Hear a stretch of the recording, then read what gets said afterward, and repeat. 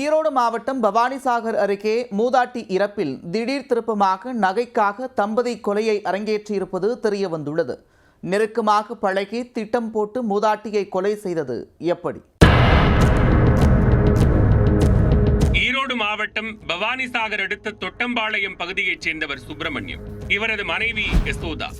இவரது கணவர் கடந்த 4 ஆண்டுகளுக்கு முன்பு உடல்நலக் குறைவால் உயிரிழந்து விட்டார்.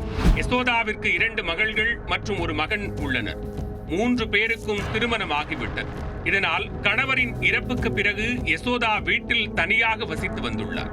2 நாட்களுக்கு முன்பு யசோதா வீட்டில் இறந்து கிடப்பதாக பக்கத்து வீட்டுக்காரர் காமராஜ் என்பவர் பவானிசாகர் காவல் நிலையத்திற்கு தகவல் கொடுத்துள்ளார். சம்பவ இடத்திற்கு விரைந்து வந்த போலீசார் விசாரணை மேற்கொண்டு யசோதாவின் மகன் மற்றும் மகள்களுக்கு தகவல் தெரிவித்தனர்.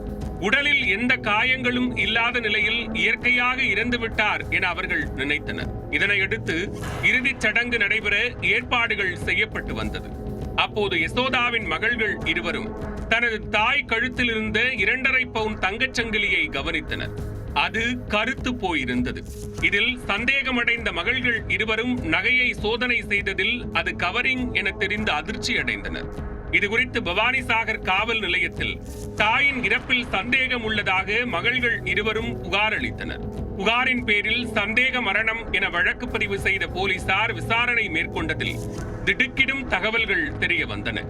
யசோதாவின் வீட்டின் அருகில் பழனிசாமி மற்றும் அவரது மனைவி தேவி ஆகியோர் வசித்து வந்துள்ளனர். அடிக்கடி யசோதாவிடம் பேச்சு கொடுத்து வந்த இவர்களுக்கு அவரது கழுத்தில் அணிந்திருந்த தங்க செயின் மீது ஆசை எழுந்துள்ளது. தனியாக வசிக்கும் இவரை தீர்த்து கட்டிவிட்டு நகையை சுருட்டிவிட நினைத்த தம்பதிகள் அதற்காக திட்டம் போட ஆரம்பித்தனர்.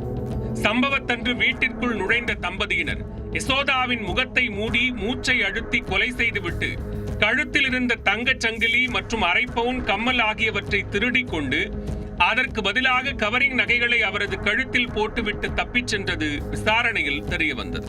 இதனைத் தொடர்ந்து இருவரையும் கைது செய்த போலீசார் வழக்கு பதிவு செய்து கோவை மத்திய சிறையில் அடைத்தனர். மூதாட்டி மரண வழக்கில் புதிய திருப்பமாக நகைக்காக கொலை செய்யப்பட்டிருக்கும் தகவல் வெளியாகியிருப்பது அப்பகுதியில் பெரும் பதற்றத்தை ஏற்படுத்தியுள்ளது.